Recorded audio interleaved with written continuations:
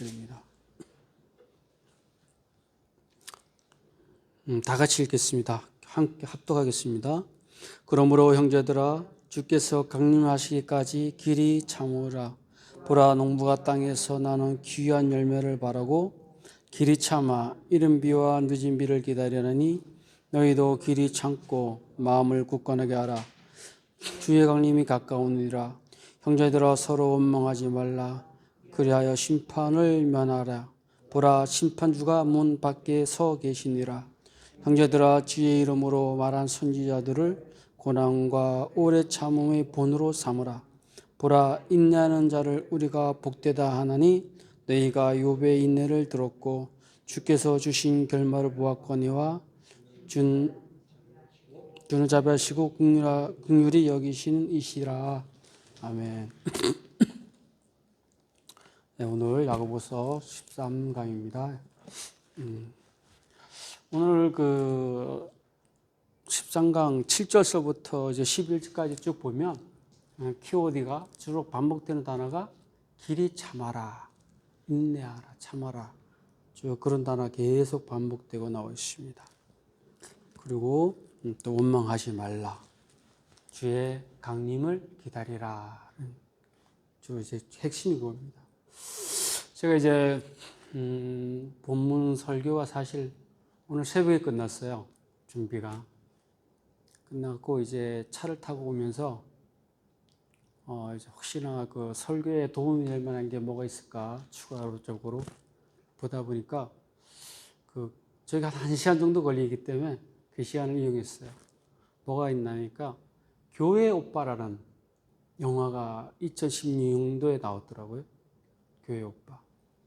그 내용이 뭐냐면 이런 실화를 바탕으로 한 건데 이관희 집사가 36세 이제 대장암 말기에 걸립니다. 이분이 이제 아내 오은주 집사랑 결혼을 하고 아이를 딱 낳았어요. 아이를 낳고 산후조리원에서 한 달 있다가 딱 나왔는데 그날 남편이 대장암 사기라는 판정을 딱 받았어요. 최고의 기쁜 날, 그죠? 딸을 낳고 등렬하고 기쁜 날 아빠가 대장암 사기라는 선고를 딱 받아요. 그래서 시부모랑 또 미국에 있는 시누이랑 아이를 데려가서 남편 케어한다고 같이 집에 와서 살게 됐습니다. 그래서 쭉 가다가 이제 호전이 됐어요. 호전이 돼서 엄마는 집으로 가고 시누이는 미국으로 가고. 근데 어느 날 이관희 집사가 엄마한테 연락했는데 엄마가 전화를 안 받는 거예요. 그래서 와이프 보고 오은주 집사 보고 가보라 그랬어요. 갔는데 엄마가 목을 매달고 자살해 죽은 거예요. 그 일이 또 지나가서 불과 한두 달 만에, 한두 달 뒤에 이 오은주 집사가 너무 아픈 거예요. 그래서 본인은 이제 산후통인 줄 알고 계속 안 갔죠. 그리고 남편이 이제 암에 걸렸으니까 차마 남편 앞에서 아프단 말을 못한 거예요. 그래서 남편이 입원시켜놓고 자기도 한번 검사를 받아봤는데 혈액암 사기라는 거예요. 사기. 그러면서 그럼에도 불구하고 이관희 집사는 끝까지 하나님을 원망하지 않고 말씀과 설교 듣는 데 집중했어요. 그리고 나중에 4년 뒤에 40살에 이관희 집사가 죽었는데 그 양반이 죽는 그날까지 진통제, 몰핀 있잖아요. 마약성 몰핀 안 맞았다 그래요. 왜 안 맞았냐? 몰핀을 맞으면 정신이 혼미해지면 자기가 이 말씀을 묵상할 수 없다는 거예요. 네. 그래서 말씀을 보고 묵상하고 또 설교를 그 고난 중에서 설교를 계속 듣기 위해서 이 몰핀 주사를 안 맞았다는 거예요.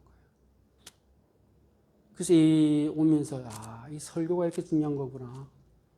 설교가 이 고난과 시련 속에 정말 생사의 갈림길에 서 있는 사람, 끝자락에 서 있는 사람들이 정말 절망의 끝에 서 있는 사람들이 이 말씀과 설교로서 신앙을 부여잡구나라는 그 신앙 고백을 들으면서 설교가 이렇게 중요한 거구나.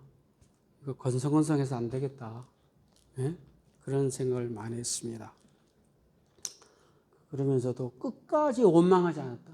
하나님.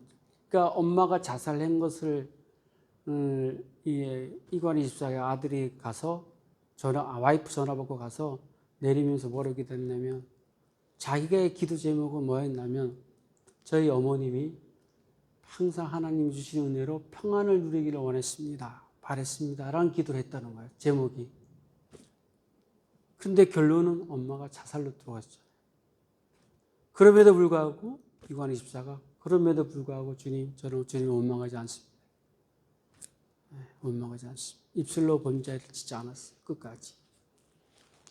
그런 고난을 이관희 집사가 견디고 나중에는 이제 지나고 40살에 자기 생일날 하나님 옆으로 갔습니다. 그래서 이런 분도 있구나. 이런 분도. 그래서 인내, 그죠? 참고 견디는 것, 이거 정말 중요한 거구나. 저 본문 보겠습니다. 자, 본문에 보면 7절 보면 이제 야고보가 쭉 7절에서 무슨 비유를 드냐면 농부의 비유를 들어요. 농부의 그 간절함을 어떻게 표현했냐면 늦은 비와 이른 비를 기다렸다. 왜 기다렸냐? 귀한 열매를 얻기 위해서. 그러면서 제가 신문을 이렇게 리서치하다 보니까 농부가 우리가 먹는 쌀 있잖아요. 쌀을 한 털을 얻기 위해서는 거기에 농부의 땀이 얼마가 들어가냐면 7근이 들어간답니다. 농부의 땀이 쌀 한 톨에 7근의 땀이 스며들어야지 쌀 한 톨이 완성된다 그럽니다. 그걸 일지 7근이라고 얘기하더라고요. 그리고 농부가 또 쌀을 길러서 우리의 밥상까지 오기까지 88번, 88번의 손길이 농부의 손길이 가야지 곡식이 그 소중한 곡식이 열매를 맺는다 그래요. 네. 그렇게 열심히 땀을 흘리고 노력하지만 그보다 더 중요한 게 있죠. 결론은 이른 비와 늦은 비가 있어야지 열매가 맺어진다는 것입니다. 그 늦은 비와 이른 비와 늦은 비는 절대적인 하나님의 주권 안에 있다는 것이죠. 아무리 지금 과학이 발달하고 농경 기술이 발달하고 팜농장이니 스마트 농장이 해도 하나님의 주권 안에 있어야 되는 거죠. 날씨도 그렇고 자연도 그렇고 이것이 모든 것이 하나님이 만지셔야지 섭리 안에 있어야지 농부의 땀이 결실을 맺는다는 것입니다. 야고보가 이른 비와 늦은 비를 비유했던 것은 일단은 그 시대가 농경사회이기 때문에 아마 충분히 이해력을 돕기 위해서 썼을 것입니다. 두 번째는 구약 성경에 근거해서 야고보가 이걸 썼습니다. 구약 성경에 보면 이른 비와 늦은 비는 주로 언제 썼냐? 하나님을 배반한 백성들을 깨우칠 때 또는 하나님의 은혜에 여호와 하나님의 은혜에 감동하고 감사하고 찬양을 돌릴 때 이른 비와 늦은 비라는 단어를 썼습니다. 신명기 11장 14절에 보면 여호와를 마음으로 다하여 사랑하면 땅에 적당한 때에 이른 비와 늦은 비를 내려 곡식과 포도주에 기름지게 할 것이다. 예레미야 5장 24절 보면 이른 비와 늦은 비를 때를 따라 주시며 우리를 위하여 추수 기한을 정하시니 우리 하나님을 경외하자 라고 말하지 않는 사람들을 지금 그 사람들에게 주는 말씀입니다. 호세아에서는 그러므로 우리가 여호와를 알자, 힘써 여호와를 알자. 그의 나타나심은 새벽비같이 어김없나니 비와 같이 땅을 적시는 늦은 비와 같이 우리에게 임하시리라 그랬습니다. 그리고 요엘 2장 23절에는 시온의 자녀들아 너희는 너희 하나님 여호와를 말미암아 기뻐하며 즐거워할지어다. 그가 너희를 위해 비를 내리시되 이른 비를 너에게 적당하게 주시리니 이른 비와 늦은 비가 여정과 같을 것이다 라고 얘기했습니다. 하나님을 잘 찬양한 사람들 또는 하나님을 떠난 사람들에게 야 떠나면 안 돼. 하나님 잘 섬기면 축복이 있어 라고 깨우침을 줄 때 구약에서는 이른 비와 늦은 비를 기록했다는 것입니다. 지금 이 서신서를 받는 사람들은 유대 크리스찬들이잖아요. 그러니까 아마 구약에 대해서 이 사람들도 아마 많은 그 지식과 알고 있었을 겁니다. 설교를 들었을 것이고, 그래서 야고보가 이른 비와 늦은 비를 통해서 간절히 기다리라. 귀한 열매를 간절히 기다리는 것이 얼마나 중요한 것을 잘 가르치고 있습니다. 자, 우리가 인생에서 중요한 것들이 있죠. 인생에 중요한 것들. 사람마다 각기 다를 겁니다. 중요한 것이 때문에. 어떤 사람은 뭐 집이 될 수도 있고, 어떤 사람은 그죠? 아이들이 될 수도 있고, 가정이 될 수도 있고, 또 다른 사람들은 뭐 건강이 될 수도 있고, 또 사람마다 처한 환경과 여건에 따라서 자기의 소중한 것들이 바뀔 것입니다. 그렇다면 여러분, 우리 박순영 전사님이나 에이서 전사님은 제일 소중하게 생각한 것이 무엇입니까? 아마 각자 생각을 한번 떠올리시기 바랍니다. 자, 본문을 통해서 볼 때 우리 성도들에게 가장 귀한 열매, 가장 귀한 것, 우리가 간절히 받아야 될 것은 바로 예수 그리스도의 강림이라는 것입니다. 이 본문에서는 강림의 날을 기다리라. 우리의 신앙의 최종의 목적은 야고보 시대의 성도나 지금 우리 현재 살고 있는 우리나 동일합니다. 예수 그리스도의 재림, 예수 그리스도와의 조우, 그죠? 천국에서 하나님을 만나는 것, 그것이 우리의 최종 목적이자 최고의 열매고 귀한 소중한 것일 것입니다. 자, 우리가 하나님의 재림을 기다리는 근거가 뭐가 있습니까? 이유는 뭐죠? 성경에 약속되어 있다는 것입니다. 우리는 그 성경에 기록된 약속된 기록의 말씀을 우리는 믿고 따라서 의지하고 고난을 참으면서 한 발 한 발 가는 것입니다. 약속이라는 것은 서로 신뢰가 있을 때 가능한 것이죠. 자, 저와 지금 세대가 비슷하잖아요. 우리 세대 때는 어디서 만나자 이러면 시간과 언제 어디서 동대문 가면 시계탑이 있더라고요. 동대문 운동장 시계탑 안에서 만나자. 아니면 이제 연애할 때 어제 만나자. 그때는 전화기가 없으니까. 그러면 우리는 그 시간과 장소에 맞춰서 갑니다. 먼저 간 사람은 기다리죠. 왜? 약속을 했기 때문에. 저 사람은 온다는 확신이 있기 때문에. 반면 약속을 한 번, 두 번 어기면 기다리는 시간이 짧아지죠. 30분 기다렸다가 다음에 만날 때는 5분 기다렸다가 그 다음에 만날 때는 조금 늦게 가죠. 내가 더 빨리 갈 것 같으니까 늦게 간단 말이에요. 그 나중에 기다리지도 않아요. 기다리지 않아요. 신뢰가 깨졌기 때문이죠.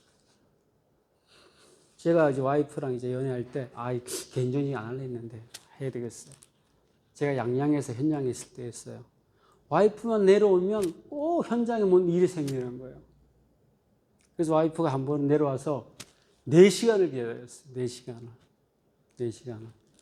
그래서 어서 기다렸어요. 그러니까 노래방 가서 4시간 동안 노래를 하면서 그 당시 때는 노래방에서 테이프를 꽂아서 녹음을 해줬어요. 그 녹음을 했더라고요. 한동안 그걸 틀고 다녔어요. 와이프가 저를 기다렸다는 것이죠. 4시간. 왜? 내 사랑하는 사람은 일이 끝나면 분명히 올 것이다. 신뢰했던 거죠. 신뢰가. 우리도 마찬가지입니다. 우리가 하나님 예수 그리스도가 재림 예수께서 오신다는 거죠. 부활하신 예수님이 오신다는 거죠. 근데 그것이 막연하게 온다는 것이 아니라 성경에 기록되어 있다는 것입니다. 성경에서. 그러므로 우리는 하나님의 재림의 그날을 위해서 우리가 담대하게 거룩하게 기다려야 되겠습니다. 자, 9절에 보면 8절을 볼까요? 8절에 보면 뭐가 나왔냐면 너희도 길이 참고 마음을 굳건하게 하라. 주의 강림이 어떻게 됐다? 가까우니라 했어요. 자, 주의 날, 재림의 날에 우리의 마음가짐이 어떻게 되냐?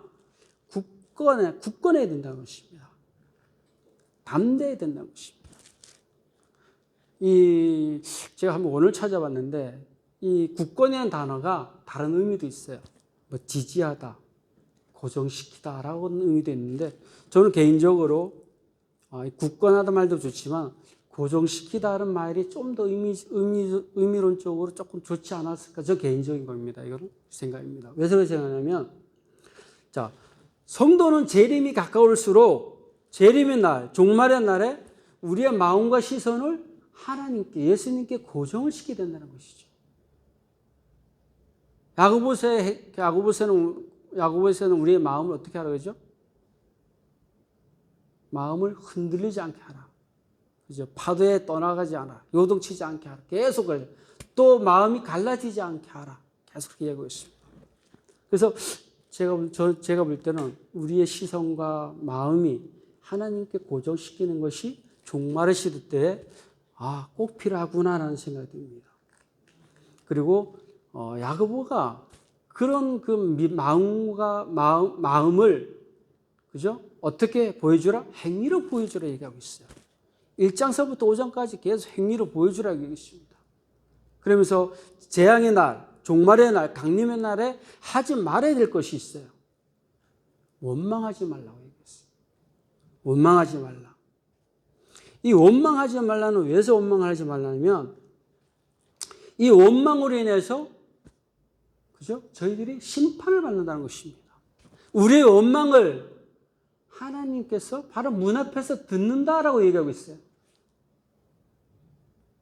우리 지금 성전 문 바로 앞에 예수님이 계시다면 교회 안에서 원망하겠습니까? 그죠? 절대 그런 일이 있을 수 없죠. 네. 자, 우리는 원망을 할 수밖에 없어요. 왜?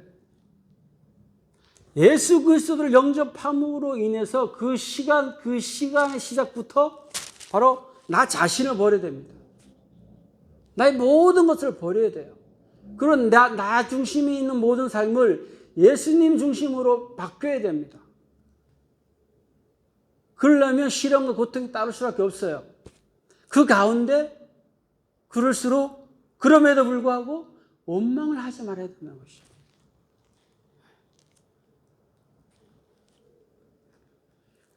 자, 9절을 보겠습니다. 형제들아 서로 원망하지 말라. 그리하여 심판을 면하리라. 보라, 심판주가 문 밖에 서 있다라고 얘기했습니다. 이 원망은 우리의 마음을 흐트러뜨려요.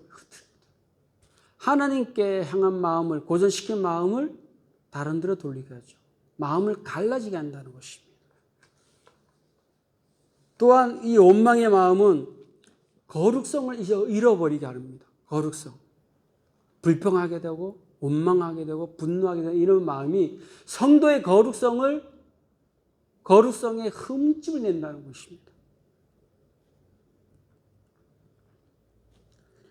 그러므로 사도 바울이 뭐라고 얘기하냐면 너희의 마음을 굳건히 잡아라. 그 굳건함이 재림의 그날 너희를 거룩하게 할 것이다 라고 얘기해요. 흠집을 내지 않게 한다라고 얘기했어요. 우리가 재림의 그날 완전한 거룩성을 하나님을 만나기 위해서는 말로써 원망으로서 흠집을 내면 안 된다는 것입니다. 야고보가 계속 말에 대한 그 악영향을 계속 주의를 얘기하고 있잖아요. 그렇죠? 그것을 지금 5장에서도 똑같이 얘기하고 있어요. 예수님도 그러죠. 비판하지 말라. 그 비판으로 너희가 비판을 받는다라고 얘기했죠. 동일한 의미로 지금 얘기하고 있습니다.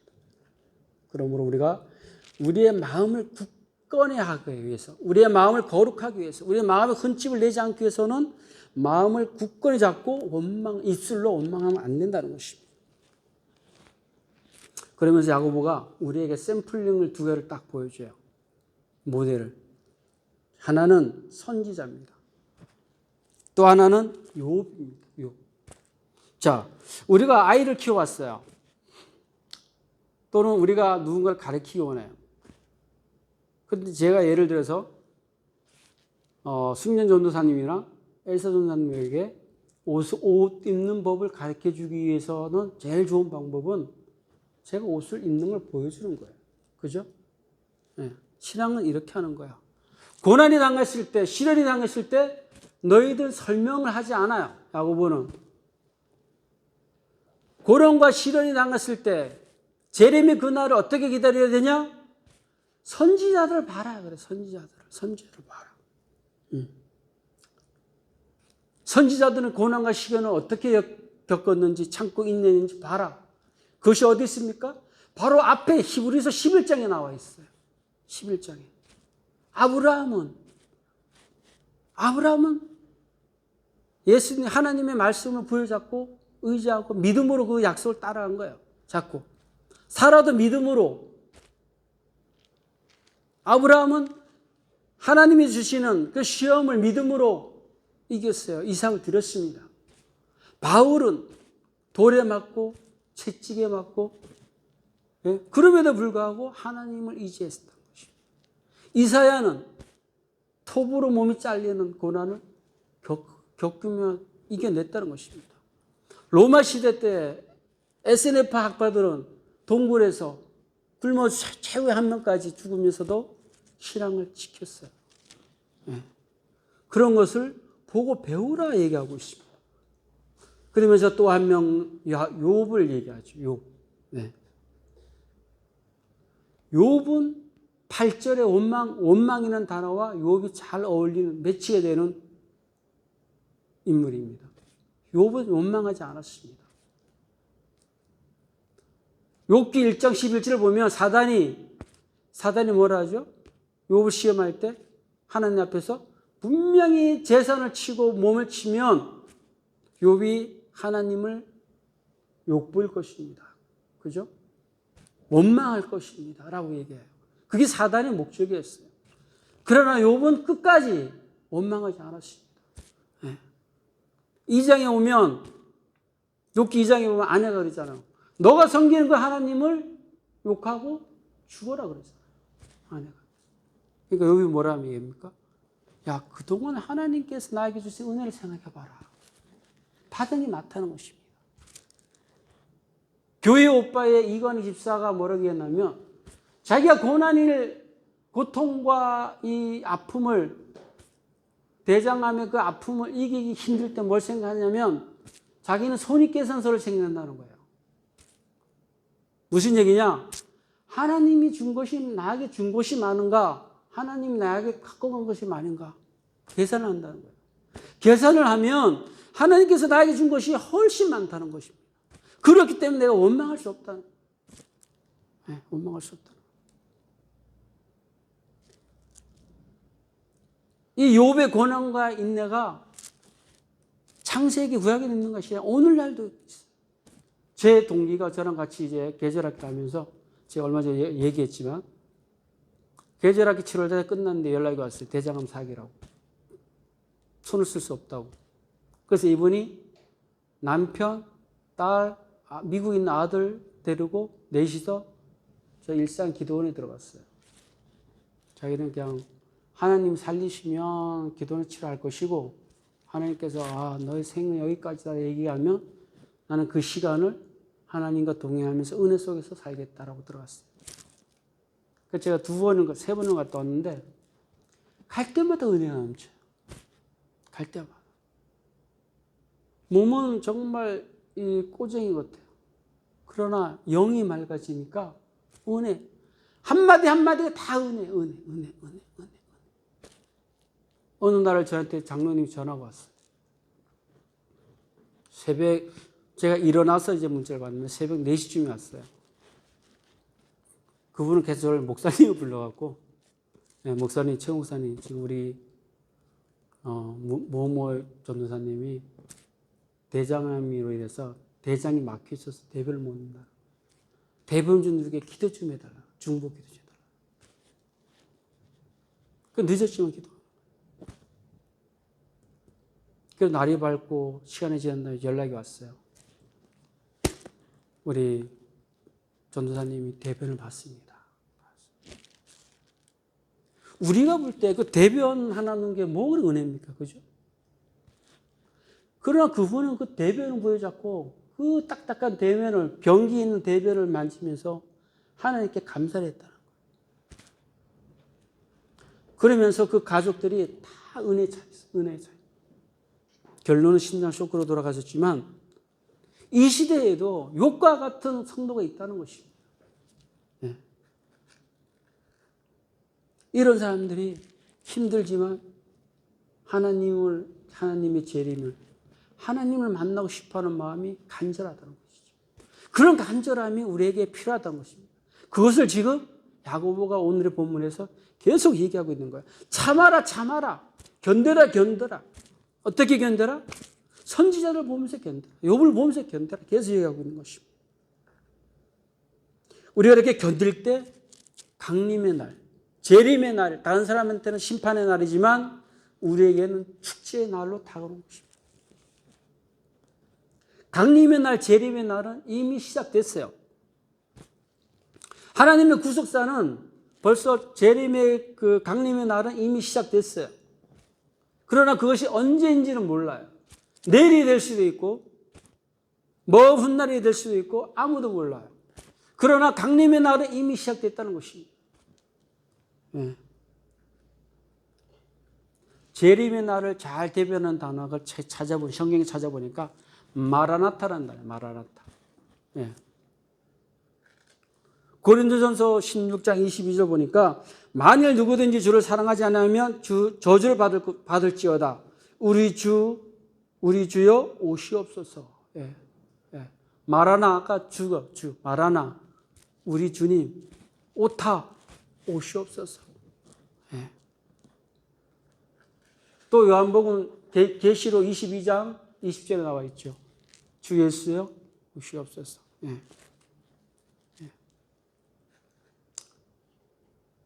고린도서 16장 22절은 마라나타라는 표현이 되어 있고 계시록 22장 20절에는 뭐라 나오냐면 큐리어스라서 큐리어스 예수스 델코마인 에코마인 엘코마인 오다.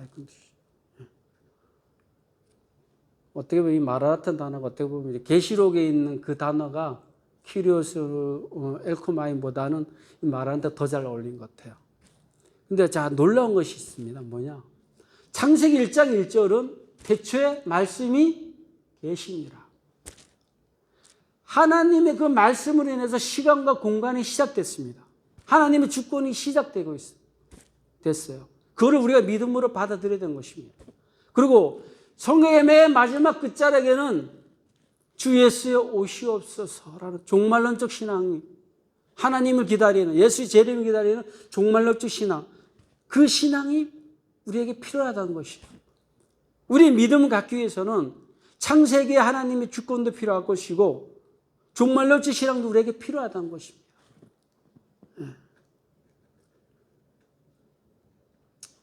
그래서 오늘날로 살고 있는 저와 여러분께서는 너무 삶이 편해졌잖아요. 고난도 없고 시기도 시련도 없고 다만 요즘 이제 코로나로 인해서 잠깐 오는 어떤 예배에 대한 제한, 사실 그건 시련과 고난이라 할 수가 없잖아요. 그죠? 충분히 우리가 정말 목숨을 내놓는 그런 시련이 아니기 때문에 사람들이 너무 편안한 세상을 살고 있다 보니까 이런 죽음에 관한 종말론적 신앙이 약해진 이때에 우리가 한번 오늘의 말씀을 통해서 잠자고 있었던, 잊고 있었던 종말론적 신앙, 재림의 신앙을 다시 한번 저와 여러분께서 회복됐으면 좋겠습니다. 네. 강림의 날은 먼 얘기가 아닙니다. 성도에게 있어서 재림의 날, 강림의 날은 매일매일 일어난다는 것이죠. 그것이 내일이 될 수도 있고 모레가 될 수도 있습니다. 재림의 날은 개인적 종말이 될 수도 있지만 전 인류의 종말이 될 수도 있어요. 그건 알 수는 없지만 우리는 내일 하나님께서 나를 부를 수도 있구나라는 그 종말론적 신앙을 가지고 다시 한번 신앙을 담대하게 회복됐으면 귀한 저와 여러분이 됐으면 좋겠습니다. 예, 기도하겠습니다.